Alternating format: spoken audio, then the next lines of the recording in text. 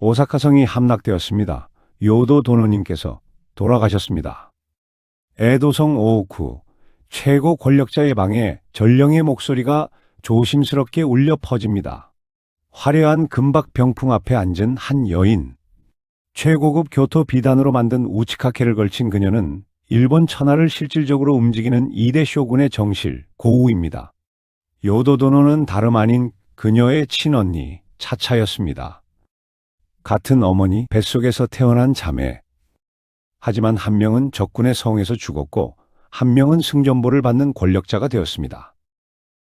전국시대 최고의 미인이라 불렸던 고우. 하지만 그 미모는 축복이 아니라 저주였습니다. 정략결혼의 도구로 내몰리고 3번이나 가문이 멸망하고 부모의 자결을 눈앞에서 목격했습니다. 모든 것을 잃고도 독하게 살아남아 결국 아들을 쇼군으로 외손녀를 천황으로 만든 여인. 일본 역사상 가장 파란만장한 삶을 산 그녀의 이야기, 지금 시작하겠습니다.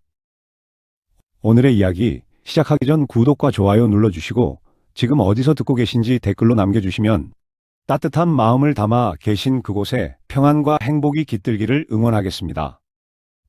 자, 그럼 오늘의 이야기 시작하겠습니다. 제1장, 전국시대라는 무대. 고우의 이야기를 제대로 이해하려면 먼저 당시 일본이 어떤 상황이었는지 알아야 합니다. 1467년 온인에 난 이후 일본은 중앙정부의 통제력을 잃었어요. 천황은 교토에 있었지만 실권이 없었고 각지의 다이묘들이 제각기 영토를 다스리며 서로 싸웠습니다. 이 시대를 전국시대라고 부르죠. 약 100년 넘게 계속된 전란의 시대였어요. 오늘의 동맹자가 내일의 적이 되고 어제의 가신이 오늘은 주군을 배신하는 일이 비일비재했습니다. 이 혼란 속에서 살아남으려면 힘이 필요했고 동맹이 필요했죠. 그리고 동맹을 맺는 가장 확실한 방법은 정략결혼이었습니다. 딸들은 동맹의 도구였어요. 아버지의 권력을 유지하기 위해 가문의 생존을 위해 낯선 남자에게 시집을 갔습니다. 사랑 같은 건 사치였죠. 중요한 건 어떤 가문과 손을 잡느냐, 그 동맹이 얼마나 오래 지속되느냐였어요. 고우가 태어난 것은 1573년이었습니다. 하지만 그녀가 세상의 빛을 본 지 얼마 되지 않아 아버지의 성은 불타올랐어요. 고우의 아버지는 오미국의 다이묘 아자이 나가마사였습니다. 어머니는 오다 노부나가의 여동생 오이치였고요. 나가마사는 용맹한 무장이었다고 전해집니다. 키가 크고 목소리가 우렁찼으며 부하들의 신망이 두터웠어요.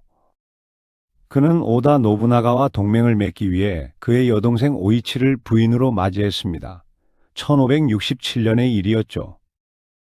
오이치는 당시 20살 정도였다고 해요.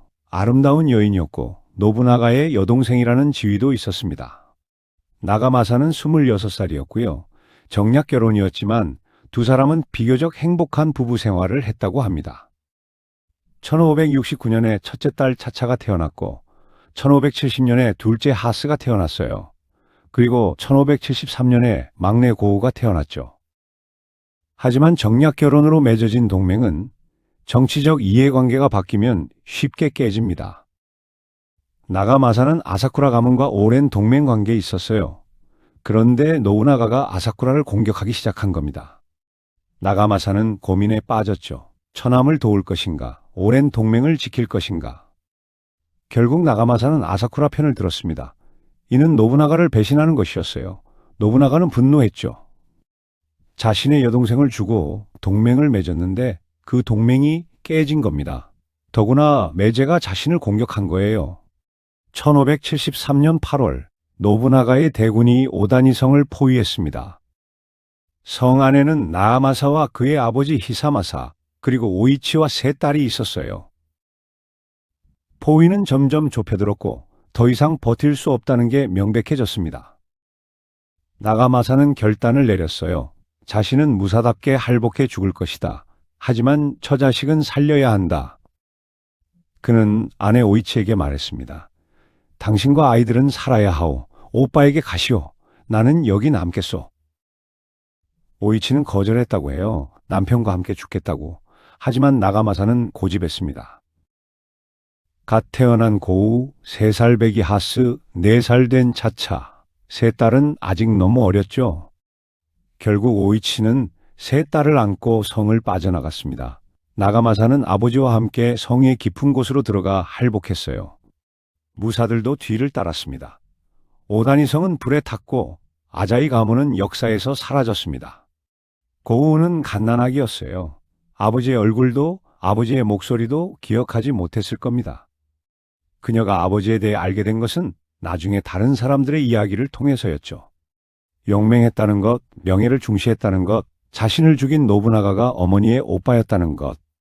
아버지를 잃은 네 모녀는 오다 노부나가의 거처인 기요스성으로 갔습니다. 외삼촌의 보호 아래 자라게 된 거죠. 노부나가는 매제를 죽이긴 했지만 여동생과 조카들을 버리지는 않았어요. 어쨌든 자신의 핏줄이 섞인 아이들이었으니까요. 기요스성은 당시 일본에서 가장 번성한 곳 중 하나였습니다. 노부나가는 이미 교토를 장악했고 전국을 통일할 기세로 영토를 넓혀가고 있었어요.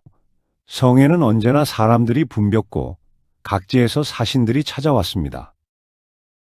오이치는 이곳에서 세 딸을 키웠어요. 전쟁으로 남편을 잃었지만 아직 젊었고 아름다웠습니다. 당시 그녀는 30살 정도였죠. 딸들은 어머니를 닮아 모두 예뻤다고 해요. 특히 큰딸 차차는 어릴 때부터 미모가 뛰어났다고 합니다. 세 자매는 성에서 교육을 받았어요. 글을 배우고 예절을 배우고 악기를 배웠습니다. 다이묘의 딸로서 갖춰야 할 모든 것을 익혔죠. 언젠가는 시집을 가야 했으니까요. 정략 결혼의 도구로서 손색이 없도록 말이에요. 고우는 언니들과 함께 자랐습니다. 큰언니 차차는 차분하고 자존심이 강했다고 해요. 둘째 하스는 온순하고 평화를 사랑했습니다. 막내 고우는 영리하고 관찰력이 뛰어났다고 하죠.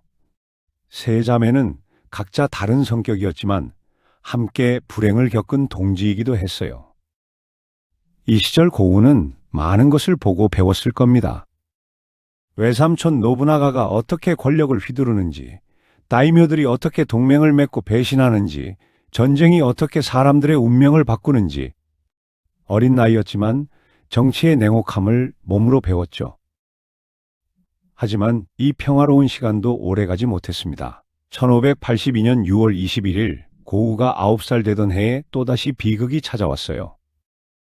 교토의 혼노지라는 절에서 묵고 있던 노부나가가 부하 아케치 미스히데의 습격을 받아 죽음을 맞이한 겁니다. 이 소식이 기요스성에 전해졌을 때 성안은 아수라장이 되었습니다. 노부나가가 죽었다는 것은 오다 가문의 권력 구조가 완전히 무너진다는 뜻이었으니까요. 누가 노부나가의 뒤를 이을 것인가? 그의 아들들인가? 아니면 강력한 가신들인가? 오이치와 세 딸은 또다시 불안한 처지가 되었어요. 보호자를 잃은 겁니다. 이번에는 어디로 가야 할까요? 누가 그녀들을 보호해 줄까요? 곧 새로운 권력자가 나타났습니다. 도요토미 히데요시였어요. 그는 노부나가의 가신 중 한 명이었는데 신분이 낮은 출신이었습니다. 농민의 아들로 태어나 노부나가를 섬기며 출세한 인물이죠. 노부나가가 죽자 그는 재빠르게 움직였어요. 히데요시는 먼저 미스히데를 토벌했습니다. 노부나가의 원수를 갚았다는 명분을 얻은 거죠. 그리고 권력을 장악하기 시작했어요. 노부나가의 아들들은 아직 어렸고 다른 가신들도 히데요시의 행동력을 따라잡지 못했습니다. 히데요시는 오이치를 탐냈습니다. 여러 이유가 있었어요. 첫째, 그녀는 아름다웠습니다. 전국시대 제1의 미녀라는 평가를 받았죠. 둘째, 그녀는 노부나가의 여동생이었습니다. 오이치를 아내로 맞이하면 노부나가와의 연결고리가 생기는 거예요. 정통성을 확보하는 데 도움이 되는 거죠. 히데요시는 오이치에게 청혼했습니다. 하지만 오이치는 거절했어요. 이유는 명확하지 않습니다. 어쩌면 신분 차이 때문이었을 수도 있어요. 오이치는 명문가 출신이었고 히데요시는 농민 출신이었으니까요. 아니면 히데요시를 개인적으로 싫어했을 수도 있습니다. 대신 오이치는 시바타 가스이에게 시집을 갔습니다. 1582년의 일이었죠.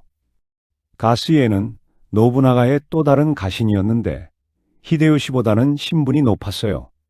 그는 에치젠국을 다스리는 강력한 다이묘였고 용맹한 무장으로 이름이 높았습니다. 오이치가 가스이에를 선택한 것은 정치적 선택이기도 했어요. 당시 히데요시와 가스이에는 노부나가의 뒤를 잇기 위해 경쟁하고 있었거든요. 오이치는 히데요시보다 가스이에가 이길 거라고 생각했을 수 있습니다. 세 자매도 어머니를 따라 에치젠으로 갔어요. 새아버지 가스이에는 딸들을 따뜻하게 대했다고 합니다. 이미 자신의 자식들도 있었지만 오이치의 딸들도 친자식처럼 보살폈죠. 하지만 이 행복도 1년을 채 가지 못했습니다. 1583년 4월 시즈가타케에서 히데요시와 가스이에의 군대가 맞붙었어요. 노부나가 사후 누가 천하를 잡을 것인가를 두고 벌어진 결정적 전투였습니다. 전투는 치열했습니다. 가스이에의 군대는 용맹하게 싸웠지만 히데요시의 전술이 더 뛰어났어요. 결국 가스이에가 패배했습니다. 그는 자신의 성인 기타노쇼성으로 후퇴했죠. 히데요시의 군대가 성을 포위했습니다. 가스이에는 오이치에게 말했습니다. 당신과 아이들은 살아야 하오. 나가시오. 하지만 오이치는 이번에는 거절하지 않았어요. 아니, 반대로 남편과 함께 죽기로 결심했습니다. 왜 그랬을까요? 이미 두 번째 남편이었어요. 또다시 과부가 되어 다음 권력자에게 넘겨지는 삶을 살고 싶지 않았을까요? 차라리 명예롭게 죽는 편이 나았을지도 모릅니다. 성이 불타오르기 전 오이치는 세 딸을 불러 마지막 작별을 고했습니다. 세 자매는 성 밖으로 나갔습니다. 그리고 뒤돌아보았어요. 성에서 불길이 치솟았습니다. 어머니는 그 안에 있었죠. 가스이에와 함께 불 속에서 죽어갔습니다. 이렇게 고우는 10살이 되기 전에 아버지 나가마사를, 외삼촌 노부나가를, 새아버지 가스이에를, 그리고 어머니 오이치를 잃었습니다. 세 번의 성이 불탔고 세 자매는 완전한 고아가 되었죠. 그녀들을 거둔 것은 어머니가 거부했던 그 남자 도요토미 히데요시였습니다. 그는 이제 일본에서 가장 강력한 권력자가 되어 있었어요. 그리고 세 자매, 특히 큰언니 차차를 눈여겨보고 있었습니다. 제2장 정략결혼의 도구. 히데요시는 세 자매를 자신의 성으로 데려왔습니다. 명목상으로는 보호하기 위해서였죠. 하지만 실제로는 정치적 자산으로 활용하기 위해서였어요. 세 자매는 아자이 나가마사의 딸이자 오다 노부나가의 조카였습니다. 명문가의 혈통이었죠. 히데요시의 성에서 세 자매는 다른 대우를 받았어요. 옷도 좋은 옷을 입었고 음식도 풍성했습니다. 교육도 계속 받았죠. 하지만 이 모든 것은 이유가 있었습니다. 언젠가 시집을 보내기 위해서였어요. 좋은 조건으로 시집을 보내면 그것이 곧 정치적 동맹이 되니까요. 1584년 고우의 첫 번째 결혼이 이루어졌습니다. 그녀는 11살이었어요. 신랑은 사지 가즈날이라는 무사였습니다. 히데요시의 가신이었죠. 정략 결혼에서는 나이 차이를 따지지 않았습니다. 중요한 건 동맹이었으니까요. 고우는 가즈나리의 집으로 갔습니다. 3년이 지났습니다. 고우는 14살이 되었어요. 그런데 갑자기 히데요시가 명령을 내렸습니다. 고우를 이혼시켜라. 왜 그랬을까요? 히데요시의 정치적 계산이 바뀌었기 때문이에요. 그는 도쿠가와 이에야스와의 관계를 강화하고 싶었습니다. 이에야스는 간토 지방을 다스리는 강력한 다이묘였고 히데요시에게 가장 큰 잠재적 위협이었죠. 이에야스를 확실하게 동맹으로 만들 필요가 있었어요. 히데요시는 생각했습니다. 고우를 이에야스의 아들에게 시집 보내면 어떨까? 하지만 고우는 이미 결혼한 상태였죠.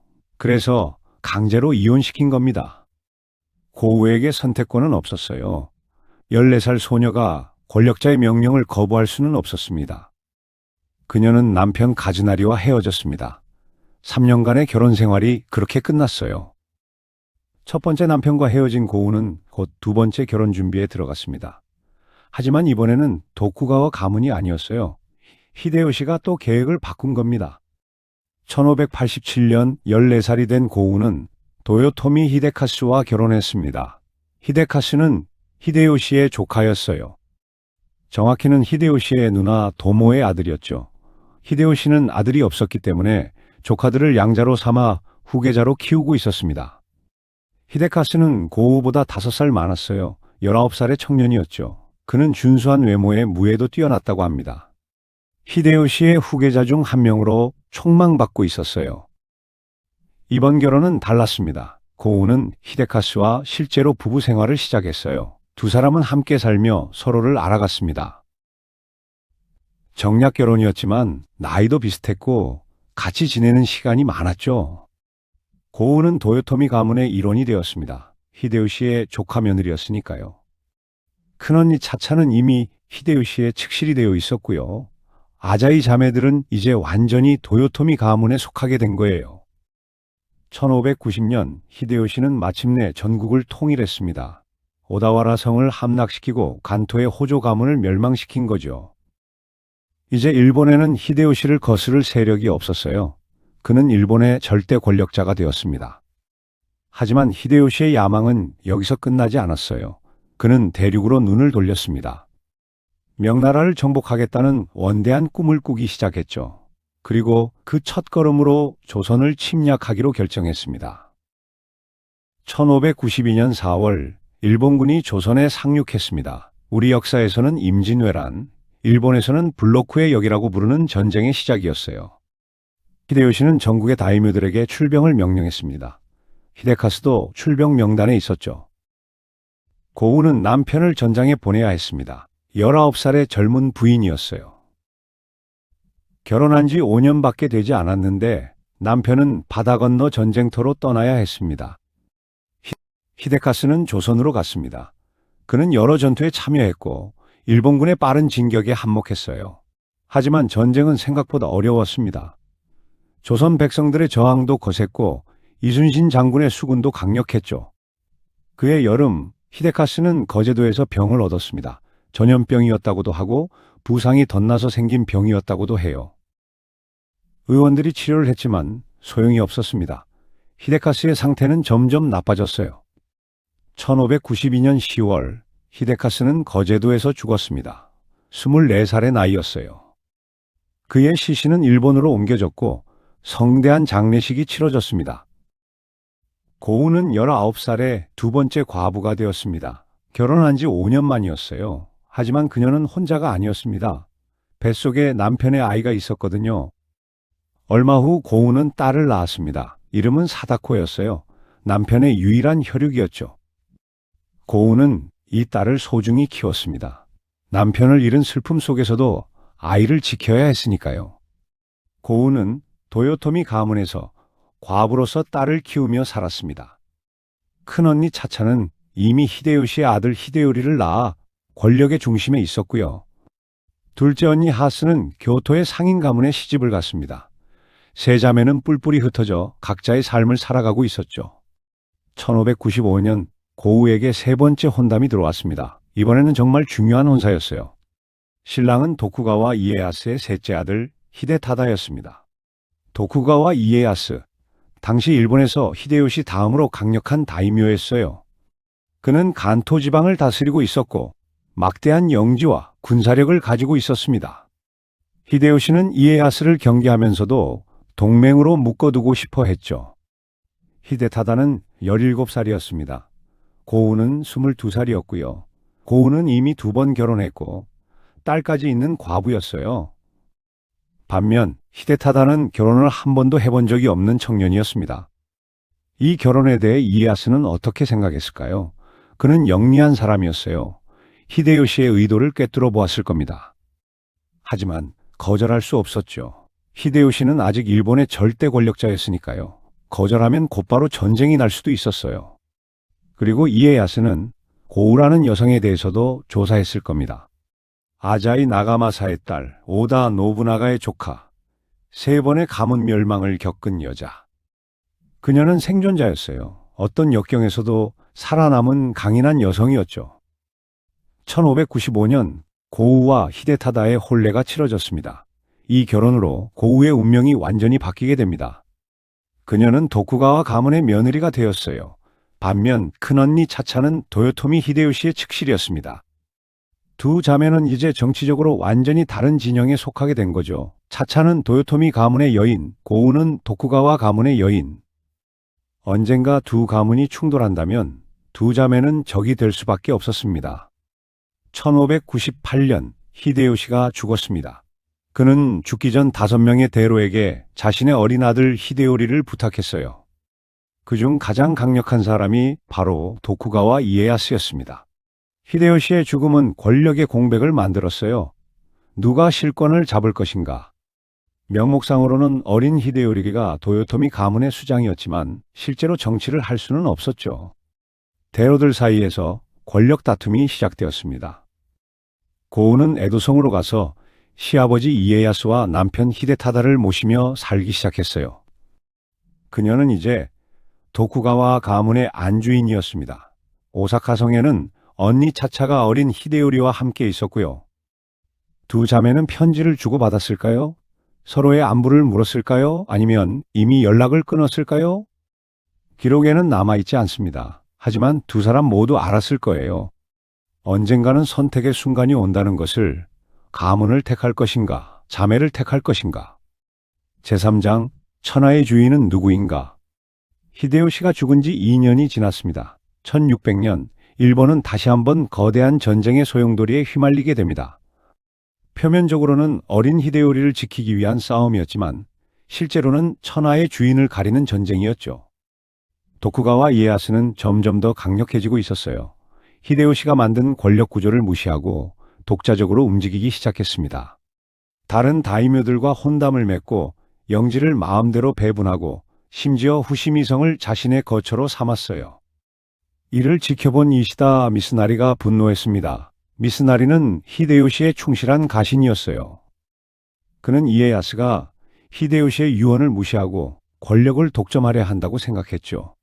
도요토미 가문을 지키기 위해서는 이에야스를 막아야 한다고 결심했습니다. 미스나리는 전국의 다이묘들에게 서신을 보냈어요. 이에야스는 배신자다. 히데요시님의 은혜를 저버렸다. 우리 함께 도요토미 가문을 지키자. 많은 다이묘들이 응답했습니다. 특히 서일본의 강력한 다이묘들이 미스나리 편에 섰죠. 일본은 두 진영으로 갈라졌습니다. 이에야스를 따르는 동군과 미스나리를 따르는 서군.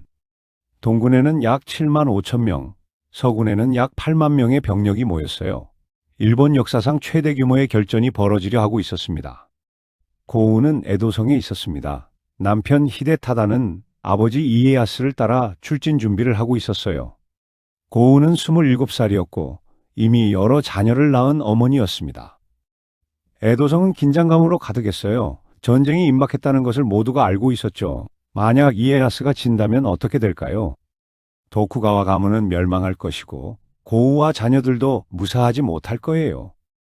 하지만 만약 이에야스가 이긴다면 도요토미 가문이 위험해집니다. 오사카 성에는 언니 차차가 있었어요. 아직 어린 히데요리와 함께. 고우는 복잡한 심정이었을 겁니다. 어느 쪽이 이기든 누군가는 불행해지는 거니까요. 고우는 에도성의 안주인으로서 해야 할 일을 했습니다. 성을 관리하고 식량을 비축하고 여성들과 아이들을 보살폈어요. 만약의 상황에 대비해야 했죠. 전쟁에서 지면 에도성도 공격받을 수 있었으니까요. 전투는 1600년 9월 15일 세키가하라라는 평원에서 벌어졌습니다. 안개가 자욱한 새벽이었어요. 동군과 서군의 병력이 마주 섰습니다. 전투는 치열했습니다. 서군의 선봉은 용맹하게 싸웠고 한때는 동군을 밀어붙이기도 했어요. 이시다 미스나리는 희망을 가졌을 겁니다. 이길 수 있을 것 같았으니까요. 하지만 이에야스에게는 비밀 무기가 있었습니다. 서군의 주요 장수 중 한 명인 코바야카와 히데아키와 이미 내통하고 있었던 거예요. 히데아키는 전투 중에 배신하기로 약속되어 있었습니다. 정오가 지났습니다. 전투는 팽팽했어요. 그때 히데아키가 움직였습니다. 그는 갑자기 방향을 틀어 서군을 공격하기 시작했어요. 배신이었습니다. 서군은 혼란에 빠졌습니다. 뒤에서 아군이 공격해 오는데 어떻게 싸워야 할까요? 전열이 무너지기 시작했어요. 이에야스는 기회를 놓치지 않았습니다. 전군에 총공격을 명령했죠. 전투는 몇 시간 만에 끝났습니다. 서군은 완패했어요. 이시다 미스나리는 도망쳤지만 곧 붙잡혔습니다. 다른 서군 장수들도 대부분 죽거나 항복했죠. 세키가하라 전투는 일본 역사의 전환점이었습니다. 이 전투로 전국 시대가 완전히 끝났고 도쿠가와의 시대가 시작되었어요. 이에야스는 이제 일본의 유일한 권력자가 되었습니다. 전투 후 이에야스는 냉혹하게 처리했습니다. 서군의 주요 인물들은 대부분 사형당했어요. 이시다 미스나리는 교토에서 공개 처형되었습니다. 다른 다이묘들은 영지를 몰수당하거나 크게 줄어들었죠. 하지만 오사카성의 도요토미 가문은 그대로 두었습니다. 이에야스는 히데요시에게 받은 은혜를 완전히 무시할 수는 없었어요. 어린 히데요리와 차차를 죽이면 여론이 나빠질 수도 있었고요. 대신 도요토미 가문의 실권을 완전히 빼앗았습니다. 영지는 오사카와 그 주변으로 제한되었어요. 약 65만 석 정도였는데 다른 큰 다이묘에 비하면 그리 많은 양이 아니었습니다. 도요토미 가문은 명목상으로만 존재하게 된 거죠. 차차는 오사카성에서 이 소식을 들었습니다. 자신들이 살아남았다는 안도감과 동시에 이제 실권이 없다는 굴욕감을 느꼈을 거예요. 한때 천하를 호령했던 도요토미 가문이 이제는 이에야스의 자비로 겨우 명맥만 유지하는 처지가 되었으니까요. 고우는 에도성에서 승리의 소식을 들었습니다. 도쿠가와 가문이 이겼다는 것, 시아버지 이에야스가 이제 천하의 주인이 되었다는 것. 하지만 기쁘기만 했을까요? 오사카성의 언니를 생각하면 복잡한 심경이었을 겁니다. 1603년 이에야스는 천황으로부터 정의대 장군, 즉 쇼군의 직위를 받았습니다. 이것은 매우 중요한 순간이었어요. 쇼군은 천황이 임명하는 일본 무사의 최고 지위였거든요. 쇼군이 된다는 것은 단순히 군사력이 강하다는 것 이상의 의미였습니다. 그것은 천황으로부터 일본을 통치할 정당성을 부여받았다는 뜻이었어요. 이제 이에야스는 법적으로도 일본의 지배자가 된 겁니다. 이에야스는 에도의 막부를 열었습니다. 그 전까지 일본의 정치 중심은 교토였어요. 하지만 이에야스는 자신의 본거지인 에도를 새로운 수도로 만들기로 했죠. 이것이 그 유명한 에도 막부의 시작이었습니다. 에도는 빠르게 발전했어요. 전국의 다이묘들이 에도에 저택을 짓고 1년의 절반을 에도에서 보내야 했습니다. 이를 상킹코타이 제도라고 불렀죠. 이 제도로 다이묘들은 에도를 떠날 수 없었고 자연스럽게 에도는 일본 최대의 도시로 성장했습니다. 고우는 이제 쇼군의 며느리였어요. 에도성은 일본에서 가장 권력 있는 장소가 되었고 그녀는 그 성의 안주인이었습니다. 29살의 여성이 일본에서 가장 중요한 위치에 오른 거죠. 제사장, 후계자 이에미스와 유모의 대립. 1604년 8월 12일 고우는 첫 아들을 낳았습니다. 이름은 이에미스. 도쿠가와 가문의 장손이었어요. 에도성은 기쁨으로 들썩였습니다. 후계자가 태어났으니까요. 이에야스는 매우 기뻐했습니다. 손자가 태어난 거예요. 그것도 건강한 사내 아이였죠. 히데타다도 기뻤습니다. 자신의 첫 아들이었으니까요. 하지만 정작 어머니인 고우의 반응은 좀 달랐어요. 기록을 보면 고우는 이에미스에게 그다지 애정을 보이지 않았습니다. 왜 그랬을까요? 여러 추측이 있어요. 어떤 사람들은 출산 과정이 힘들었기 때문이라고 하고 어떤 사람들은 이에미스의 성격이 어릴 때부터 까다로웠기 때문이라고 합니다. 이에미스는 우는 것을 좋아하지 않는 아기였다고 해요. 무엇인가 마음에 들지 않으면 울지도 않고 그냥 가만히 있었다고 합니다. 이런 성격이 어머니를 불안하게 만들었을 수도 있어요. 아기가 우는 것은 자연스러운 건데 울지도 않는다는 게 이상하게 느껴졌을 테니까요.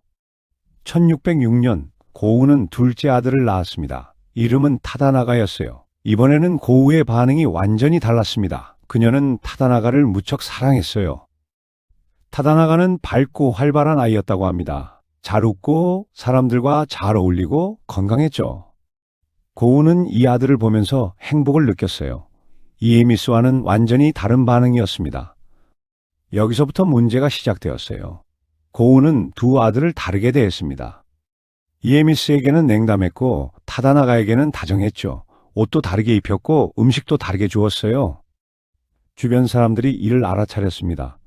고우가 차남을 더 사랑한다는 것, 어쩌면 차남을 후계자로 만들고 싶어하는 것 아니냐는 소문이 돌기 시작했어요. 이에미스는 이 모든 것을 느꼈습니다. 어린 나이였지만 자신이 어머니의 사랑을 받지 못한다는 것을 알았어요. 동생은 사랑받는데 자신은 그렇지 못하다는 것. 이는 평생 이에미스의 마음의 상처로 남았습니다.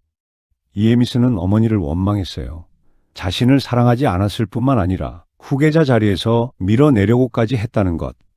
이는 용서할 수 없는 배신이었습니다. 고우도 아들을 멀리했습니다. 시아버지에게 망신을 당한 것이 아들 때문이라고 생각했을 수도 있어요. 아니면 자신이 정말로 원하지 않았던 아들이 결국 후계자가 확정된 것에 대한 분노였을지도 모릅니다. 이 가족의 비극은 고우의 선택에서 비롯되었습니다.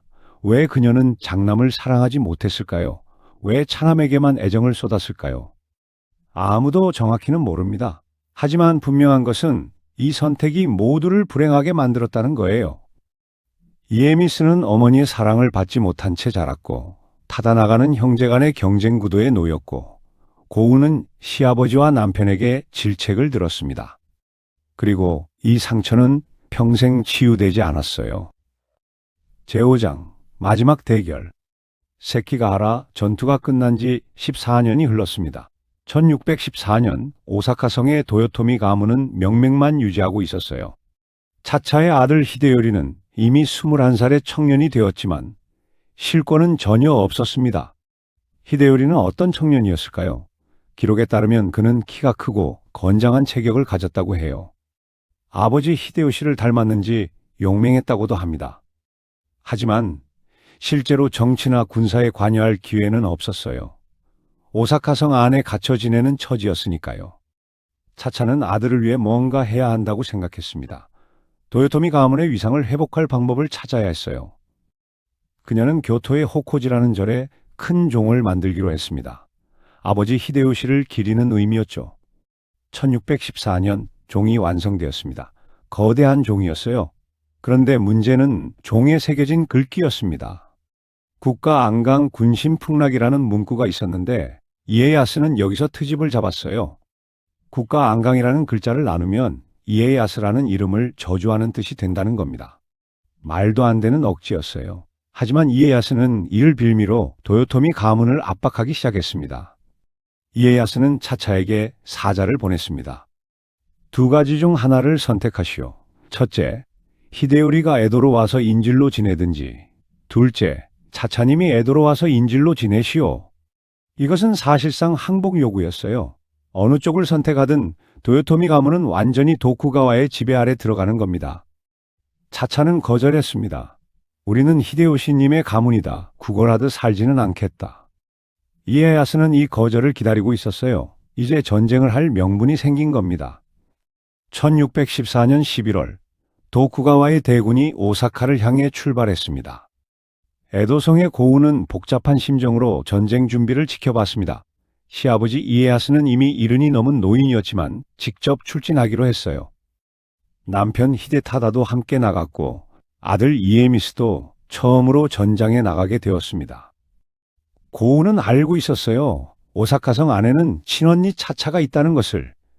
이번 전쟁은 단순한 전쟁이 아니었습니다. 자매의 대결이었죠. 도요토미 가문과 도쿠가와 가문의 최종 결전이었고 차차와 고우의 운명을 가르는 순간이었어요. 고우는 딸 세니메를 걱정했습니다.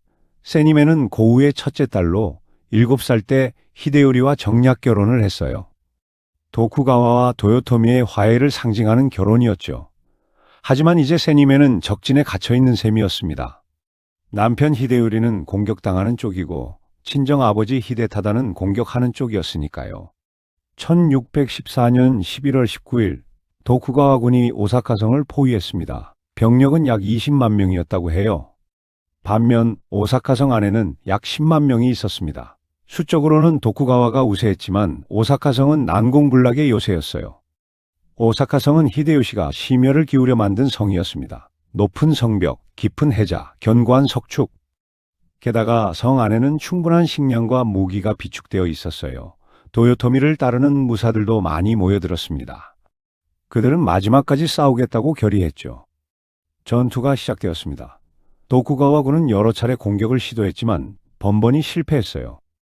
오사카성의 방어는 철통 같았습니다. 특히 사나다 유키무라라는 무장이 이끄는 부대가 맹활약했죠. 그는 도쿠가와 진영 깊숙이 침투해 이에야스의 본진까지 위협했어요. 한 달이 지났습니다. 도쿠가와군은 여전히 성을 함락시키지 못했어요. 겨울 추위가 심해지면서 병사들의 사기도 떨어지기 시작했습니다. 이대로 가다가는 공격이 실패할 수도 있었어요. 이에야스는 전술을 바꿨습니다. 정면 공격으로는 안 되니 포격으로 성 안의 사기를 꺾기로 한 거예요. 그는 영국과 네덜란드에서 수입한 대포를 동원했습니다. 당시로서는 최신 무기였죠. 대포가 불을 뿜기 시작했습니다. 포탄이 성 안으로 떨어졌어요. 건물이 부서지고 사람들이 다쳤습니다.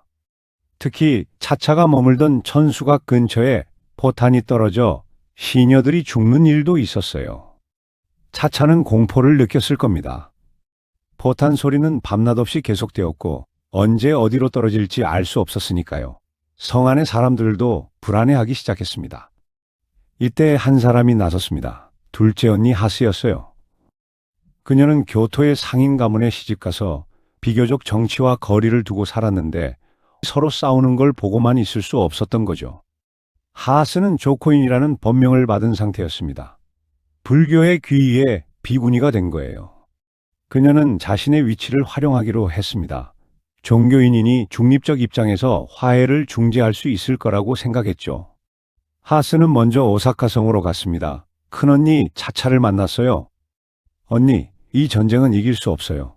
도쿠가와의 병력이 너무 많아요. 화해를 하세요. 히데요리를 지키려면 협상해야 해요. 차차는 망설였습니다. 항복하고 싶지 않았어요. 하지만 전세가 불리한 것도 사실이었습니다. 포격은 계속되고 있었고 언제까지 버틸 수 있을지 알 수 없었죠. 하스는 다시 도쿠가와 진영으로 갔습니다. 이에야스를 만났어요. 오고쇼님, 제발 평화를 주십시오. 그들도 항복할 의사가 있습니다. 조건을 제시해 주십시오. 이에야스는 생각했습니다. 오사카성을 정면으로 공격하면 아직도 많은 시간과 희생이 필요할 거예요. 차라리 협상으로 끝내는 게 나을 수도 있었죠. 그는 조건을 내놓았습니다. 히데요리의 목숨은 보장하겠다. 오사카성도 그대로 두겠다. 대신 성의 외곽 해자를 메워야 한다. 2중 해자와 3중 해자를 모두 메우면 전쟁을 끝내겠다. 하스는 이 조건을 가지고 다시 오사카성으로 갔습니다. 차차에게 설명했어요. 해자를 메우는 것뿐이에요. 성은 그대로 남고 히데요리도 안전해요. 이 조건을 받아들이세요. 차차는 고민 끝에 받아들였습니다. 1614년 12월 휴전 협정이 맺어졌어요. 도쿠가와군은 공격을 멈췄고 오사카성 측도 방어를 멈췄습니다. 하스는 안도했을 거예요. 싸우는 것을 막았다고 생각했을 테니까요. 하지만 이것은 착각이었습니다. 이에야스는 처음부터 완전한 평화를 원하지 않았어요. 해자를 메우는 작업이 시작되었습니다. 도쿠가와군이 많은 인력을 동원해 빠르게 진행했어요. 그런데 이상한 일이 벌어졌습니다. 외곽 해자만 메우기로 했는데 내곽 해자까지 메우기 시작한 거예요. 오사카성 측에서 항의했습니다. 약속이 다르지 않소? 하지만 도쿠가와 측은 시치미를 뗐어요. 해자를 메운다고 했지 어느 해자만 메운다고는 하지 않았소. 결국 오사카성의 모든 해자가 메워졌습니다. 난공불락이었던 오사카성은 방어력을 완전히 잃었어요. 성벽만 남고 해자가 없으니 이제는 쉽게 공격할 수 있게 된 겁니다. 차차는 속았다는 것을 깨달았습니다. 이에야스는 처음부터 오사카성을 완전히 무력화시킬 계획이었던 거예요. 휴전은 그저 시간을 벌기 위한 술책이었습니다. 1615년 4월 도쿠가와군이 다시 오사카성을 포위했습니다. 이번에는 협상의 여지가 없었어요. 이에야스는 도요토미 가문을 완전히 없애기로 결심한 상태였으니까요. 차차는 아들 히데요리에게 말했습니다. 우리는 끝까지 싸울 거다. 도요토미의 자존심을 지키는 게 중요하다. 비겁하게 항복하느니 명예롭게 죽는 게 낫다. 히데요리는 어머니의 뜻을 따랐습니다. 21살의 청년이었지만 실제 권력은 어머니 차차가 쥐고 있었어요. 그는 어머니가 결정한 길을 걸을 수밖에 없었습니다. 5월 6일 총공격이 시작되었습니다. 도쿠가와군은 사방에서 일제히 성을 공격했어요. 해자가 없으니 쉽게 성벽에 접근할 수 있었습니다. 사다리를 걸고 올라가기 시작했죠. 오사카성의 무사들은 필사적으로 방어했습니다. 하지만 중과부적이었어요. 병력 차이가 너무 컸고 방어 시설도 약해져 있었습니다. 하나 둘씩 성벽이 뚫리기 시작했어요. 사나다 유키무라는 마지막 반격을 시도했습니다. 그는 정예의 부대를 이끌고 성 밖으로 나아가 도쿠가와 본진을 공격했어요. 한때는 이에야스를 위협하기도 했지만 결국 중가부적으로 전사했습니다. 성 안은 혼란에 빠졌습니다. 도쿠가와 군이 사방에서 밀려 들어왔어요. 불길이 일어나기 시작했습니다. 건물이 불타고 사람들이 비명을 질렀어요. 차차와 히데요리는 천수각으로 들어갔습니다. 더 이상 갈 곳이 없었어요. 주변에는 몇 명의 측근만 남아 있었습니다. 모두 알고 있었죠. 이제 끝이라는 것을. 차차는 창밖을 바라봤을 거예요. 오다니 성이 불탈 때, 기타 노쇼 성이 불탈 때처럼 또다시 성이 불타고 있었습니다. 아버지도 어머니도 불타는 성 안에서 죽었었죠. 이제 자신의 차례였어요. 히데요리는 어머니를 바라봤습니다. 어머니, 제가 먼저 가겠습니다. 그는 칼을 뽑아 할복했어요. 1615년 5월 8일 차차는 49살의 나이로 죽었습니다. 오다니 성이 불탈 때 6살이었던 소녀가 49살에 또다시 불타는 성 안에서 죽음을 맞이한 거예요. 아버지가 그랬듯이, 어머니가 그랬듯이. 하지만 성 안에는 또 한 사람의 아자이 가문 피가 흐르는 여성이 있었습니다. 바로 세니메였어요. 그녀는 고우의 첫째 딸로 20살이 되어 있었습니다. 세니메는 7살 때 히데요리와 결혼했었어요. 그때는 도쿠가와와 도요토미의 화해를 상징하는 결혼이었죠. 하지만 이제 남편은 죽었고 성은 불타고 있었습니다. 고우는 딸을 구하기 위해 필사적이었습니다. 전쟁이 시작되기 전부터 세니메를 걱정했어요. 그녀는 이에야스에게 간청했습니다. 세니메만은 살려주십시오. 제 딸입니다. 도쿠가와의 피가 흐르는 아이예요. 이에야스는 손녀를 구하기로 했습니다. 그는 사카키바라 야스마사라는 무장에게 명령했어요. 세니메를 찾아 안전하게 데려오라. 절대로 다치게 해서는 안 된다. 야스마사는 부하들을 이끌고 불타는 성 안으로 들어갔습니다. 세니메를 찾아야 했어요. 하지만 성 안은 혼란스러웠습니다. 불길, 연기, 비명, 세니메가 어디 있는지 알 수 없었죠. 다행히 세니메는 비교적 안전한 곳에 있었습니다. 시녀들과 함께 숨어 있었어요. 야스마사의 부하들이 그녀를 발견했습니다. 세니메님, 오구쇼님의 명으로 모시러 왔습니다. 세니메는 따라 나섰습니다. 불타는 성을 빠져나가면서 그녀는 무엇을 생각했을까요? 방금 전까지 남편이었던 히데요리는 이미 죽었어요. 시어머니 차차도 죽었고요. 그녀를 따뜻하게 대해주었던 오사카성의 사람들도 대부분 죽어가고 있었습니다. 세니메는 성 밖으로 나왔습니다. 도쿠가와 진영으로 인도되었어요. 할아버지 이에야스와 아버지 히데타다가 기다리고 있었습니다. 그들은 세니메를 반겼지만 세니메의 표정은 밝지 않았어요. 며칠 후 세니메는 에도성으로 돌아왔습니다. 어머니, 고우가 기다리고 있었어요. 고우는 딸을 꼭 껴안았습니다. 살아서 돌아와줘서 고마워. 하지만 세니메는 복잡한 심정이었을 겁니다. 살아남았다는 안도감, 남편을 잃었다는 슬픔, 친정이 남편을 죽였다는 죄책감. 20살에 과부가 된 거예요. 어머니 고우도 젊은 나이에 2번이나 과부가 되었었죠. 세니메는 훗날 다시 결혼했습니다. 혼다 타다토키라는 무장에게 시집갔어요. 이번에는 행복한 결혼이었다고 합니다. 세니메는 새 남편과 함께 오래 살았고 여러 자녀를 낳았죠. 하지만 세니메는 평생 오사카 성에서의 기억을 잊지 못했을 거예요. 불타는 성, 죽어가는 사람들, 남편의 최후. 그녀는 나중에 오사카 성의 희생자들을 위한 절을 세웠습니다. 그들을 기리고 명복을 빌기 위해서였죠. 에도성에서 언니의 죽음 소식을 들었을 때 고우는 무슨 생각을 했을까요? 역사 기록에는 그녀의 감정이 자세히 나와 있지 않아요. 하지만 짐작은 할 수 있죠. 같은 뱃속에서 태어난 언니였습니다. 함께 아버지의 성이 불타는 걸 보았고 함께 어머니의 성이 불타는 걸 보았어요.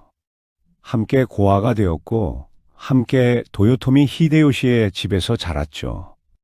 하지만 언니는 도요토미 가문의 여자가 되었고 고우는 도쿠가와 가문의 여자가 되었습니다. 그리고 결국 언니는 불타는 성 안에서 죽었어요. 마치 어머니처럼. 고우는 밤에 혼자 있을 때 울었을까요? 쇼군의 정실 부인이 낮에 함부로 눈물을 보일 수는 없었을 거예요. 자신만 살아남았다는 죄책감도 있었을 거예요. 언니는 명예를 지키다 죽었고 자신은 생존을 선택해 살아남았습니다. 하지만 고우는 자신의 선택을 후회하지 않았을 겁니다. 그녀에게는 지켜야 할 것들이 있었어요. 남편, 자녀들, 도쿠가와 가문, 그리고 무엇보다 자신의 생존, 3번이나 가문이 망하는 것을 보며 배운 교훈이 있었죠. 살아남는 것, 그것이 가장 중요하다는 것. 오사카 전투로 도요토미 가문은 완전히 멸망했습니다. 히데요시가 그토록 공들여 세운 제국이 한순간에 무너진 거예요. 이제 일본 천하는 완전히 도쿠가와 가문의 것이 되었습니다. 고우는 그 도쿠가와 가문에서 가장 권력 있는 여성이었어요. 쇼군의 정실 부인이자 오오쿠의 지배자. 언니는 죽었지만 고우는 살아남았습니다. 제6장 가문의 완성. 고우는 히데타다와의 사이에서 많은 자녀를 낳았습니다. 기록에 따르면 총 7명의 자녀가 있었어요. 장남 이에미스, 차남 타다나가, 그리고 5명의 딸들이었죠. 딸들의 이름은 세니메, 타마히메, 카스히메, 하스히메, 그리고 막내 도쿠코였습니다. 각각의 딸들은 모두 중요한 정략 결혼을 통해 도쿠가와 가문의 권력을 강화하는 데 기여했어요. 첫째 딸 세니메는 앞에서 말했듯이 먼저 히데요리에게, 나중에 혼다 타다토키에게 시집갔습니다. 둘째 딸 타마히메는 구조 가문의 다이묘에게 시집갔어요. 셋째 카스히메는 히데타다의 양자였던 타다카스에게 시집갔고요. 넷째 하스히메는 어렸을 때 병으로 죽었습니다. 고우에게는 큰 슬픔이었어요. 하지만 당시에는 어린 나이에 죽는 일이 흔했습니다. 의학이 발달하지 않았고 전염병도 많았으니까요. 그리고 막내딸 도쿠코, 이 아이가 고우에게 가장 큰 영광을 가져다 주게 됩니다. 1620년 고우에게 큰 기쁨이 찾아왔습니다. 막내딸 도쿠코가 황궁으로 들어가게 된 거예요. 천황의 비가 되기 위해서였죠. 당시 천황은 고미즈노오 천황이었습니다. 그는 1611년에 즉위해 일본 황실을 이끌고 있었어요. 하지만 실권은 없었습니다. 진짜 권력은 에도 막부가 쥐고 있었죠. 도쿠가와 막부는 황실과의 관계를 공고히 하고 싶었습니다. 천황은 일본의 상징이었어요. 쇼군은 천황이 임명하는 직위였고 천황의 권위를 빌려 통치의 정당성을 얻었죠. 그렇다면 쇼군의 딸을 천황에게 시집 보내면 어떨까요? 황실과 막부가 혈연으로 이어지는 겁니다. 이에야스가 죽기 전에 계획한 일이었어요. 그는 손녀를 황궁에 보내 도쿠가와의 피를 황실에 심으려 했습니다. 1616년 이에야스가 죽은 후 히데타다가 이 계획을 실행에 옮겼죠. 도쿠코는 1607년에 태어났습니다. 고우의 막내딸이었어요. 어릴 때부터 영리하고 단정했다고 합니다. 고우는 이 딸을 특별히 아꼈어요. 천황의 비가 될 아이였으니까요. 도쿠코는 어릴 때부터 특별한 교육을 받았습니다. 황실의 예법, 고전문학, 서예, 음악, 황비가 되기 위해 필요한 모든 것을 배웠어요. 고우는 직접 딸의 교육을 감독했습니다. 1620년 14살이 된 도쿠코가 황궁으로 들어갔습니다. 고미즈노 천황은 25살이었어요. 도쿠코는 입궐하면서 마사코라는 이름을 받았습니다. 하지만 사람들은 그녀를 도후쿠몬인이라고 불렀죠. 고우는 딸이 황궁으로 가는 것을 지켜봤습니다. 47살이었어요. 도쿠코가 황비가 된 것은 단순한 결혼이 아니었습니다. 이것은 정치적으로 매우 중요한 사건이었어요. 황실과 막부가 혈연으로 연결된 거니까요. 하지만 이 관계는 늘 긴장감이 있었습니다. 황실은 명목상 일본의 최고 권위였지만 실권은 막부가 쥐고 있었어요. 천황은 막부의 간섭을 받으며 살아야 했죠. 고미즈노오 천황은 이런 상황이 불만스러웠습니다. 자신은 천황인데 쇼군의 허락 없이는 아무것도 할 수 없었어요. 심지어 아내인 도쿠코도 막부의 스파이처럼 느껴질 때가 있었습니다. 실제로 도쿠코는 황궁의 소식을 에도에 전했어요. 어머니 고우에게 편지를 보냈고 고우는 그 내용을 히데타다에게 알렸습니다. 막부는 이를 통해 황실의 동향을 파악할 수 있었죠. 하지만 도쿠코는 남편 천황을 배신한 것은 아니었어요. 그녀는 황비로서의 역할을 충실히 했습니다. 천황을 존경했고 황실의 전통을 지키려 노력했죠. 단지 친정과의 연락을 끊지 않았을 뿐이에요. 1623년 고우의 장남 이에미스가 3대 쇼군에 취임했습니다. 20살이었어요. 아버지 히데타다는 쇼군 자리에서 물러났지만 오고쇼로서 여전히 실권을 쥐고 있었습니다. 이에미스는 어머니와 여전히 사이가 좋지 않았습니다. 어릴 때의 상처가 아물지 않았어요. 고우와 이에미스의 관계는 복잡했습니다. 모자 사이지만 서로를 신뢰하지 못했어요. 하지만 겉으로는 정상적인 모자 관계를 유지했어요. 공식 석상에서는 존경과 효도를 표현했죠. 에도 막부의 권위를 위해서는 쇼군과 그 어머니의 관계가 좋아 보여야 했으니까요. 이에미스는 강력한 쇼군이 되었습니다. 그는 아버지와 할아버지가 만든 막부 체제를 더욱 공고히 했어요. 상킨코타이 제도를 강화하고 기독교를 탄압하고 쇄국 정책을 실시했습니다. 고우는 이 모든 것을 지켜봤습니다. 자신이 사랑하지 않았던 아들이 훌륭한 쇼군이 되어가는 것을. 그리고 1629년 정말 놀라운 일이 벌어졌습니다. 고우의 외손녀가 천황이 된 거예요. 메이쇼 천황이었습니다. 어떻게 이런 일이 가능했을까요? 고미즈노 천황과 도쿠코 사이에서 1624년에 딸이 태어났어요. 이름은 오키코였습니다. 고우의 외손녀였죠. 고미즈노 천황에게는 여러 후궁이 있었고 그들 사이에서도 자녀가 태어났습니다. 하지만 아들은 일찍 죽거나 병약했어요. 건강한 아들이 없었던 겁니다. 1629년 고미즈노 천황은 갑자기 퇴위를 선언했습니다. 이유는 막부와의 갈등 때문이었어요. 천황은 막부의 간섭에 지쳐 있었고 더 이상 견딜 수 없다고 생각했습니다. 문제는 후계자였어요. 아들이 없으니 누가 다음 천황이 될까요? 막부는 도쿠코의 딸 오키코를 추천했습니다. 5살 된 여자아이였어요. 여성 천황은 일본 역사에서 드문 일이었습니다. 하지만 불가능한 것은 아니었어요. 과거에도 여성 천황이 있었으니까요. 하지만 대부분 임시적이었고 곧 남성 천황에게 자리를 물려주었죠. 막부의 압력으로 오키코가 천황으로 즉위했습니다. 메이쇼 천황이 된 거예요. 5살의 어린 여자아이가 일본 황실의 수장이 되었습니다. 1626년 9월 15일 고우가 세상을 떠났습니다. 54세 나이였어요. 에도성에서 조용히 숨을 거두었습니다. 그녀의 마지막 날들은 평온했다고 합니다. 병으로 누워 있었지만 고통스러워하지는 않았어요. 살아있는 딸들이 어머니를 보러 왔습니다. 고우는 조조지라는 절에 묻혔습니다. 도쿠가와 가문의 보리사였어요. 화려한 위패가 만들어졌고 성대한 장례식이 치러졌습니다. 쇼군의 어머니이자 천황의 외할머니, 일본에서 가장 권력 있었던 여성의 장례식이었죠. 위패에는 숭원원 전계승정이라는 법명이 적혔습니다. 그리고 도쿠가와 히데타다의 정실이라는 직함. 하지만 그 짧은 글귀 뒤에는 54해의 파란만장한 인생이 숨어 있었어요. 고우가 남긴 유산은 무엇이었을까요? 첫째, 혈통이었습니다. 그녀의 피는 에도 막부를 통해 계속 이어졌어요.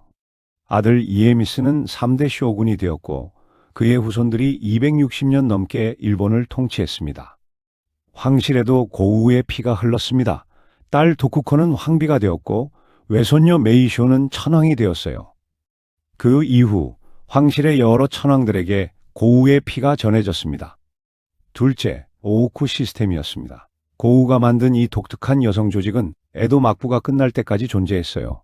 260년 넘게 일본의 권력 구조의 일부였죠. 오우쿠는 여성들에게 독특한 기회를 제공했습니다.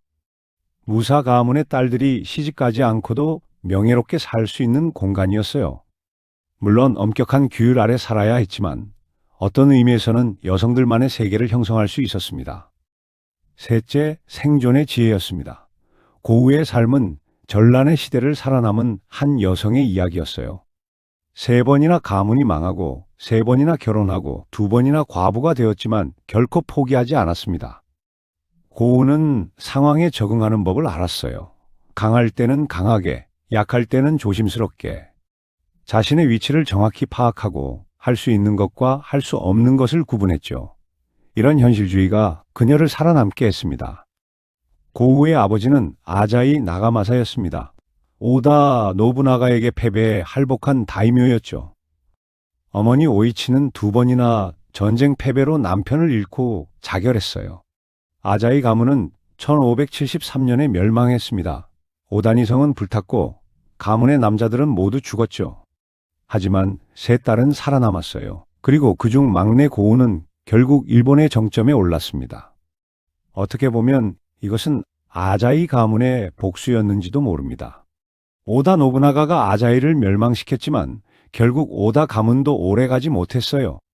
도요토미 히데요시가 오이치와 세 딸을 거두었지만 도요토미 가문도 멸망했습니다. 하지만 아자이의 피는 살아남았습니다. 고우를 통해 도쿠가와 가문에 흘러들어갔고 황실에도 들어갔어요. 권력자들이 아자이 가문을 멸망시켰지만 결국 그 권력자들의 후손 혈관에 아자이의 피가 흐르게 된 겁니다. 이것을 복수라고 부를 수 있을까요? 아니면 단순히 역사의 아이러니일까요? 어쩌면 둘 다일 수 있습니다. 중요한 것은 고우가 살아남았다는 거예요. 그리고 자신의 혈통을 일본 역사에 영원히 새겨놓았다는 것. 아자이 세 자매의 운명은 각기 달랐습니다. 큰언니 차차는 도요토미 히데요시의 측실이 되어 권력의 중심에 있었지만 결국 오사카성에서 자결했어요.